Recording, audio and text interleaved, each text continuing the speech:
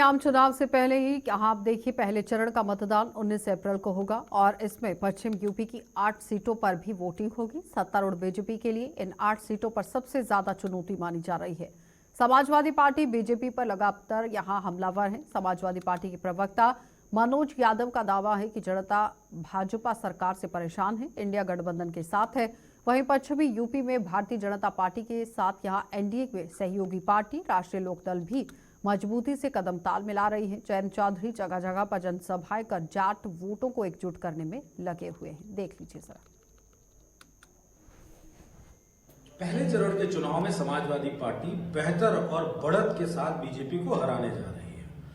Samajwadi party India alliance जिस तरीके से टिकटों का वितरण किया है और मौजूदा परिस्थितियों में जो बीजेपी की पूरी नीतियां हैं उनके खिलाफ उत्तर प्रदेश की जनता ने बदलाव का मन बना लिया। इस बदलाव के कारण ही आज उत्तर प्रदेश में प्रथम चरण का जो चुनाव 19 अप्रैल को होगा उसमें समाजवादी पार्टी इंडिया अलायंस बहुमत पाने जा रहा है। 8 सीटों में चाहे हमारा 2 नंबर ही क्यों ना आगे हो, निश्चित तौर पे हम ही आगे होंगे और हमारे लोग ही चुनाव जीतेंगे। ये बात मेरे कहने से नहीं, ये बात जनता के बदलाव के कारण है। जनता बदलाव का मन बना चुकी है। इसी वजह से अब शायद बीजेपी का जाने का समय आ गया है और इंडिया अलायंस का सत्ता में बैठने का समय आ गया। देखिए, आप केवल पहले चरण की बात क्यों कर रहे हैं?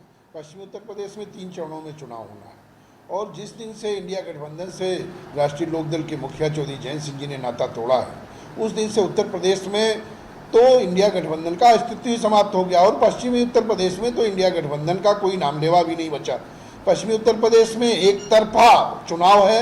पश्चिमी उत्तर प्रदेश की सारी सीटें एनडीए गठबंधन जीतेगा, वहां पर इंडिया गठबंधन का खाता भी नहीं खुलेगा। पहले चरण की 8 सीटों पर बन रहे समीकरण को देखते हैं तो बीजेपी के लिए यहाँ चुनौती कम नहीं थी, लेकिन विपक्षी इंडिया गठबंधन ने इस चुनौती को कम कर दिया है।